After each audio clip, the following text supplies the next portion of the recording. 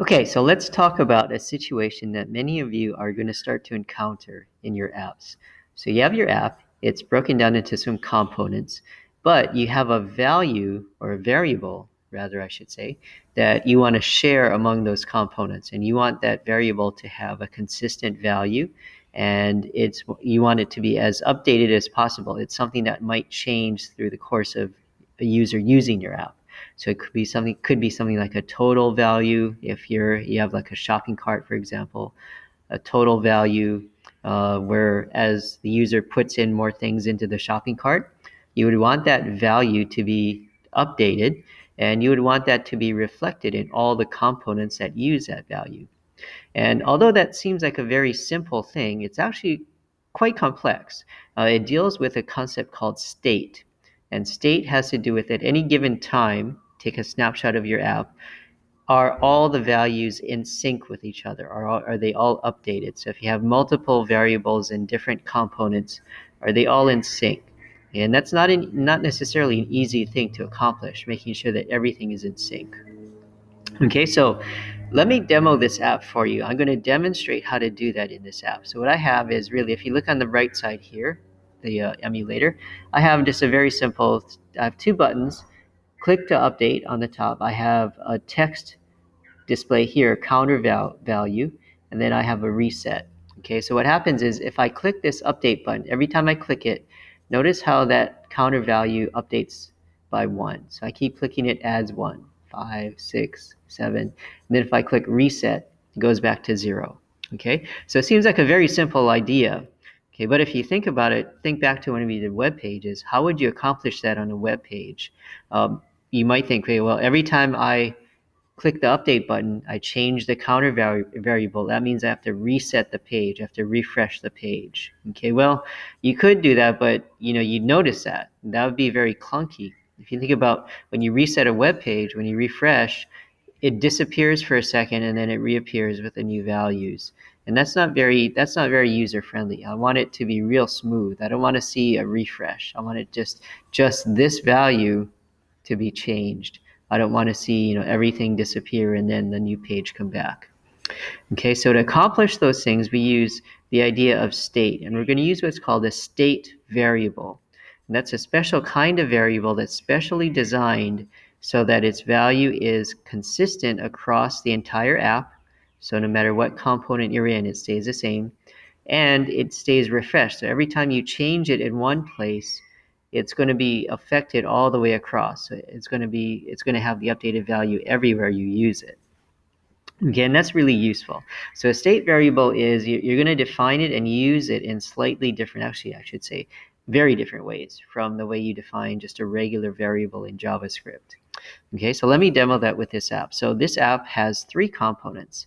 It's got a component for the update button. It's got another component that displays the value, and then it's got a third component for the reset. So I have 3 components that make up this app. And then, of course, I have my main entry point, the app file.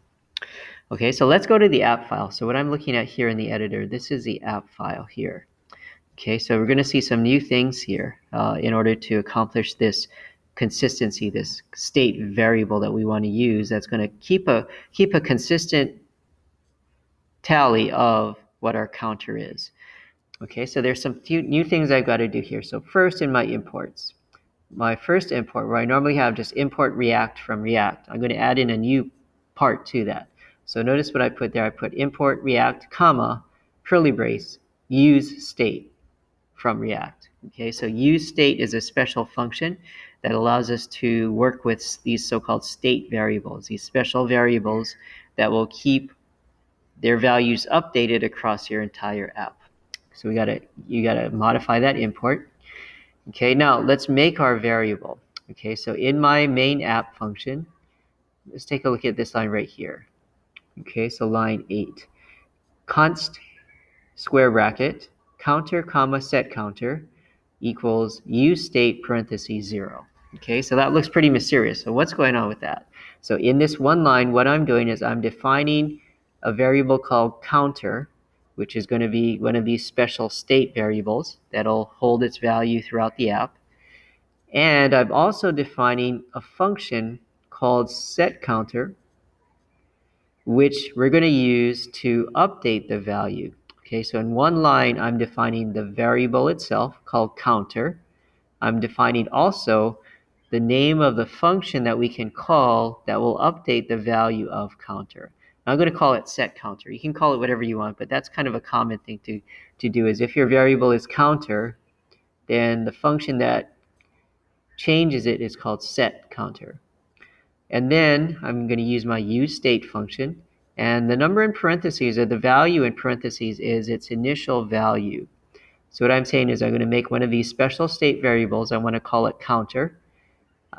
I'm going to define a function called setCounter, which we can use to update it. And its initial value is going to be 0. Okay, so that's what that line does right there. So I have that. Now, in addition to that, I also have, if you look, I have a couple of these new functions that I've defined. I have one that's called update counter. And what that one does is I'm going to use that function whenever I click the button to increase the value by 1. Okay, so in order to do that, I'm going to use my setCounter function that I defined up here.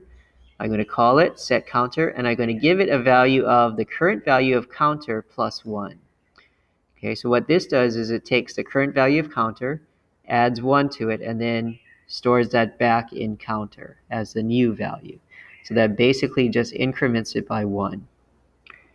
Okay, then I have another function called reset counter. And this one is going to be used to reset the value back to 0. So when I click the reset button on the bottom here, that'll reset it back to 0. And in order to do that, I use my setCounter function. This time I give it a value of 0, so that means set the counter variable back to 0. Okay, so I got these two special functions. We're going to need these to help us update or reset the value of counter. Okay, and then in my main body, my return statement, which makes the view, I have my 3 components. So I have update button, which is the one that creates the top blue button. I have display counter, which is the one that shows the value. And then I have reset button, okay, which is the bottom blue button, which resets it to 0. So I have my 3 components. And I've imported those. If you look at my imports, I've made sure to import those from those files in my components folder. Okay, now you see there's some extra stuff I've included, these so-called attributes, along with the component tags themselves. Okay, so you're probably wondering, well, what's going on with those? Okay, well, those are, in order for me to give these components pass down the value of counter so that they can use them in what they do, I need to pass them through these attributes. Okay, so to show you how that works, let's take a look at display counter. Okay, this component right here. So let's open up that file for display counter. Okay, so that's the display counter is the one that displays this message, the middle text right there. So it shows the current counter value. So if we look at the file, pretty standard. I have my 2 imports at the top, the standard stuff. Okay, I have my styles at the bottom, so I just do a little styling. Don't need to worry about that for this. So here's the main body here. Here's my display counter function. Okay, so it just has a view and a text. The text just basically displays the value. Okay, but how does it know what the value of counter is? It's in a separate file and it's a separate component. So how does it know what counter is? Okay, well, I have to pass it down from the main app entry point to this component. So if you want your component to be able to have access to your state variable, you have to pass it down. Okay, how do you pass it down? Well, you pass it through something called props. Okay, which you'll notice when I define the function, I have props in parentheses here. Okay, that's called a parameter. So any value that you put in this parentheses here, that's called a parameter, and that's going to be passed down from the main app. Okay, how do you pass it down? Well, let's go back to the main app and look. You pass it down by defining or specifying these so-called attributes, these extra little things that you add on as part of the tag. So notice how in this display counter tag, I have count equals and in curly brackets counter. So counter is my variable. So that's the value that I'm passing down. So I have to put it in curly braces, and that's just the syntax of it. And then I'm passing it through this parameter called count. Okay, so that's it's a little bit fuzzy there. So let's go back to the function itself and let's look at what's going on there. Okay, so we want to look at display counter. Okay, so what I have in my text, let's look at the text. The text says counter variable equals props count. Okay, notice how that's in curly braces. So that what that does is it takes the value and it sticks it in the text. Okay, it's not going to print this out verbatim as text that you see on the screen.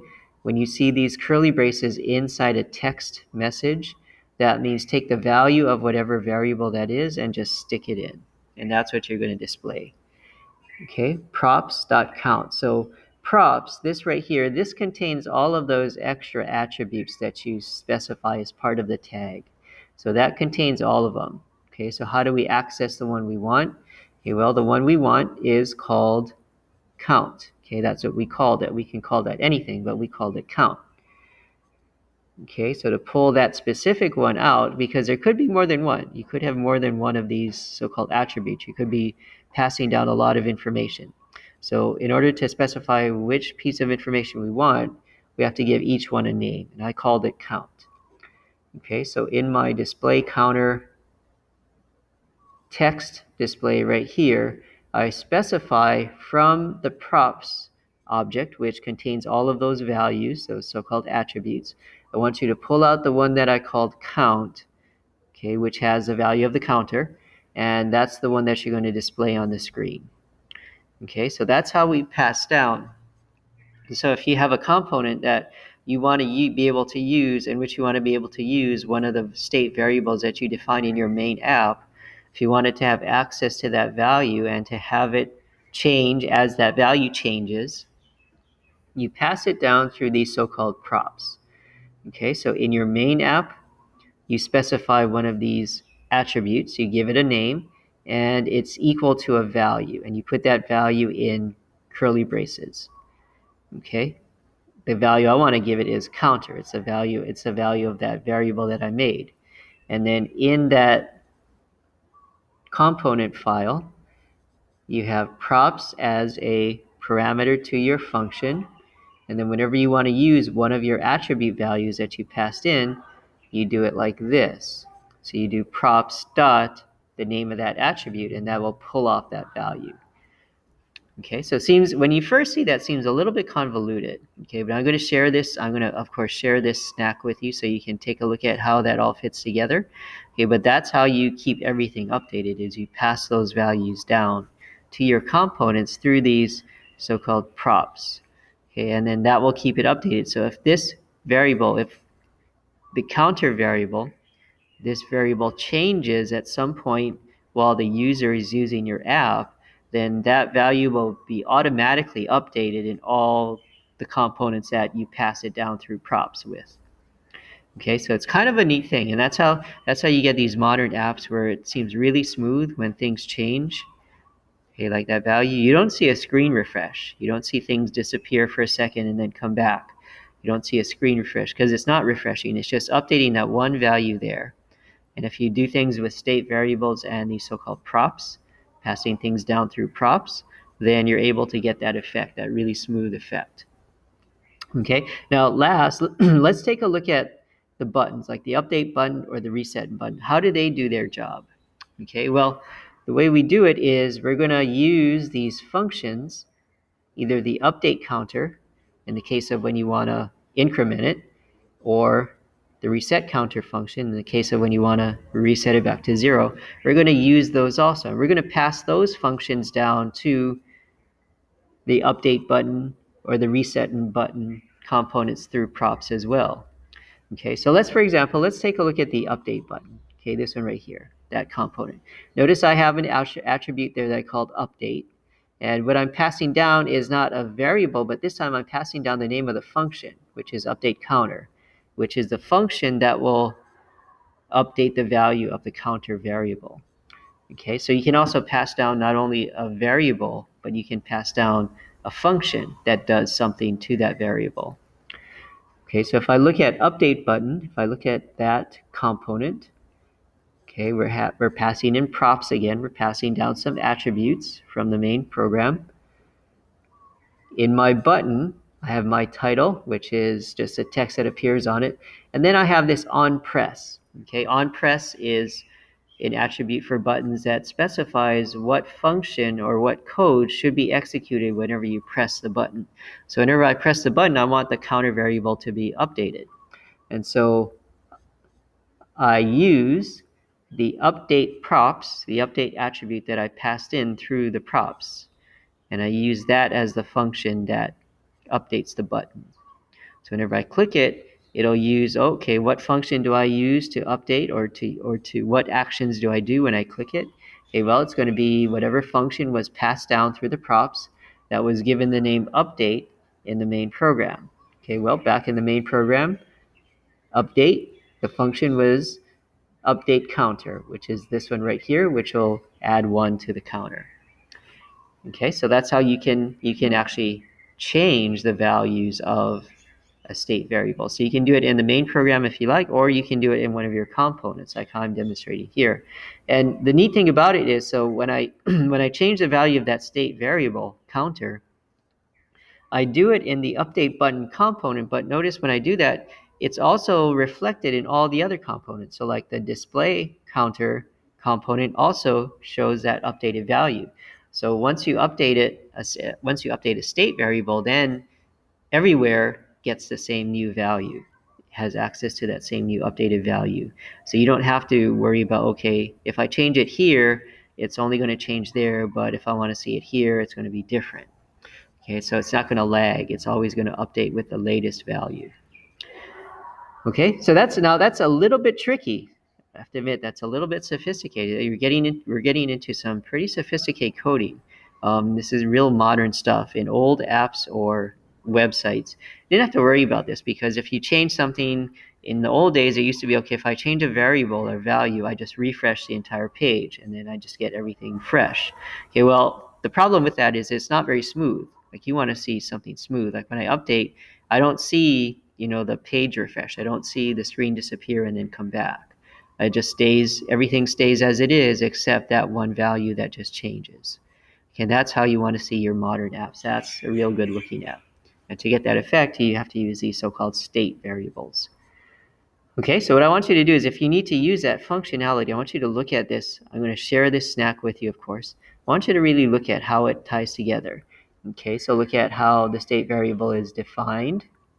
Okay, if you're going to need to change it or modify it at any point, you probably want to define a couple of functions or functions to do that for you in your main program. Then in order to pass it down, either the variable itself, like how we do with the display counter variable or component, or the functions to update or change that value, you pass them down through these props. Okay, so these so-called attributes. So you give each one a name. You pass it in curly braces. In the component itself, when you define the function for that component, you give it a parameter called props. And whenever you want to use that value or that function that you passed in, you do props dot and then the name of the attribute in your main program that you gave it. Okay, so like this one is props dot count. Why count? Well, because in my main program, I called it count. Okay, so a little bit tricky to untangle how those threads tie together. So you got to look at some code, and I'm going to share this code with you so you can kind of see how it works. But the benefits of understanding how this kind of passing values and functions back and forth is really great, because you're able to then make these dynamic apps that update on the fly, and you don't see a screen refresh. It's really smooth. Okay, so take a look at that. See how these state variables and props work.